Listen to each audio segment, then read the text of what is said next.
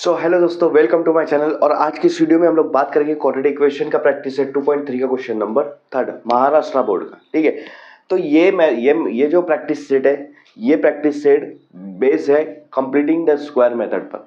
मतलब हम लोग कंप्लीटिंग द स्क्वायर मेथड के जरिए से हम लोग को यहाँ पर रूट्स निकालने हैं क्वाड्रेटिक इक्वेशन के। ठीक है, अब हम लोग देखो यहाँ पर पहले ही 2 क्वेश्चन सॉल्व कर चुके हैं। ये थर्ड क्वेश्चन है। थर्ड क्वेश्चन देखो आप क्या है, M square minus 5m is equal to -3।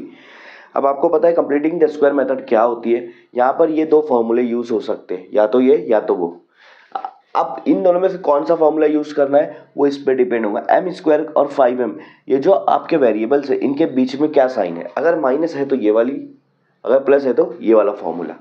लेकिन ये तो स्क्वायर मेथड का फॉर्मूला है। But completing the square method क्यों बोल रहा है, क्योंकि हमारे पास सिर्फ ये दो टर्म्स रहते थे।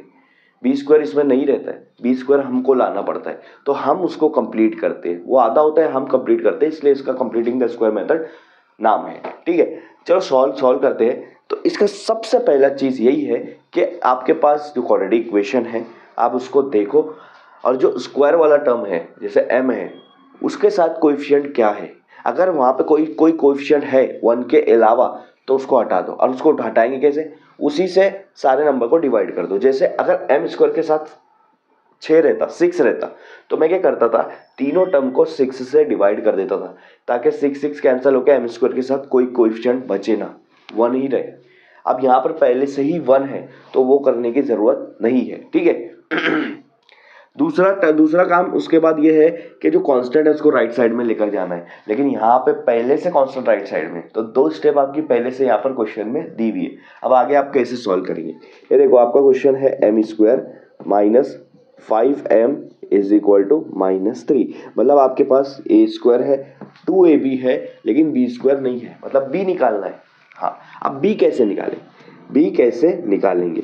अब आप देखो ये जो m है, m वेरिएबल, उसके साथ का कोएफिशिएंट देखना है, क्या है 5 है, तो ये 5 लो और उसको 2 से डिवाइड कर दो। 5 को क्या करो, 2 से डिवाइड कर दो, तो b मिल जाएगा आपको 5/2। b को क्या कर दिया मैंने, 2 से डिवाइड कर दिया, b मिल गया। सॉरी, 5 को 2 से डिवाइड कर दिया, b मिल गया। लेकिन मेरे को फॉर्मूले में b का स्क्वायर है, तो इसका स्क्वायर मुझे यहाँ पे प्लस करना है। मुझे क्या करना है, m स्क्वायर माइनस 5m, यहाँ प्लस करना है इसका स्क्वायर, किसका, 5/2 का स्क्वायर। अब आप बोलोगे यार सर वहाँ पे तो 5/2 है ही नहीं, आप स्क्वायर कैसे प्लस कर रहे हो। तो मैथ्स का रूल है, अगर आप लेफ्ट साइड कोई चीज ऐड करते हो तो राइट साइड भी उसको सेम तरीके से ऐड करना पड़ता है। तो यहाँ भी 5/2 का स्क्वायर मैं ऐड कर दिया, यहाँ भी 5/2 का स्क्वायर क्या कर दिया, ऐड कर दिया, दोनों तरफ प्लस कर दिया। इससे क्या होगा, बैलेंस हो जाएगा। ठीक है अब आप देखो ये फॉर्म में आ गया a so a square minus 2ab plus b square. ठीक है, जिसमें a की वैल्यू क्या है, 1 है। अब आपका ये किसका फॉर्मूला, a माइनस बी, तो a मेरे यहाँ पर m है और b मेरे यहाँ पर 5/2 है। तो इन दोनों को यहाँ पर लिखो m माइनस 5/2 और उसका स्क्वायर कर दो। अब आप बोलेंगे सर प्लस क्यों नहीं लिखा, क्योंकि यहाँ पर क्या है, माइनस लिखेंगे, यहाँ प्लस रहता तो यहाँ पे मैं प्लस लिखता था। आया समझ में, ठीक है। तो आपको इस तरह से लिख देना है, ये इसका फॉर्मूला आ गया।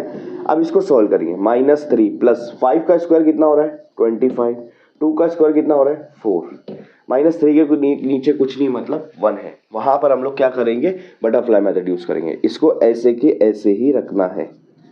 ठीक है, हाँ, ये -3 और 4 को मल्टीप्लाई करूंगा -12 हो जाएगा, 25 को 1 से मल्टीप्लाई करूंगा, 25 1 जा 25 हो जाएगा, बीच में प्लस है तो प्लस लगा दिया, 4 को 1 से करूंगा, 4 1 जा 4 हो जाएगा। ठीक है, हाँ, अब इसको कैसे सॉल्व करेंगे आप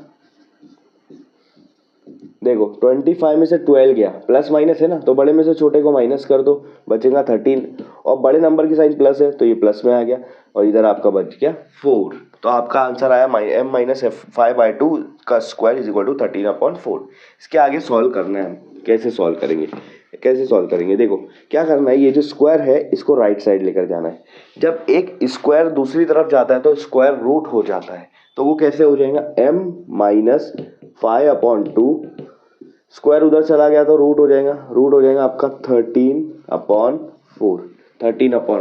अब मुझे बताओ 13 का रूट कुछ आता है क्या, नहीं, क्योंकि 13 परफेक्ट स्क्वायर नहीं है। तो 13 को वैसे के वैसे रूट में लिखो, लेकिन 4 का रूट हो जाएगा 2, तो 4 स्क्वायर रूट के बाहर 2 आ जाएगा और ये वैल्यू आपकी प्लस और माइनस दोनों में आएंगी। जहाँ भी आप स्क्वायर रूट निकाल रहे हो वैल्यू दोनों लिखो, प्लस भी माइनस भी। ये इसको मैं इधर सॉल्व कर लेता हूँ, ठीक है। अब इसके यहाँ पर दो आंसर बन जाएंगे, एक प्लस में और एक माइनस में। तो देखो कैसे होगा, m minus 5/2 is equal to √13/2 एक प्लस में, और दूसरा आएगा आपका m माइनस 5/2 √13/2 वो भी माइनस में, ठीक है।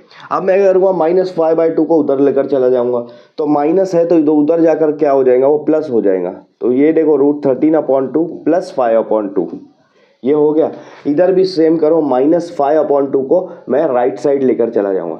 उधर राइट साइड में क्या है, माइनस है, √13 है, डिवाइड बाय 2 है। -5/2 जब उधर जाएगा तो हो जाएगा +5/2।